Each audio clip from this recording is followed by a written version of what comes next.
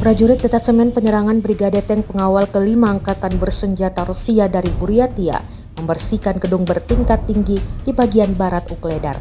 Rekamannya beredar di Telegram pada Selasa, 1 Oktober 2024. Tampak pasukan bersenjata lengkap memasuki satu persatu gedung dan memastikan keberadaan tentara Ukraina. Kemajuan pasukan Rusia didukung oleh petugas pengintai dari Brigade Tank Pengawal ke-5, jelas narasi unggahan. Selama penyisiran disebut hampir tidak ada tentara Ukraina yang ditemukan lagi.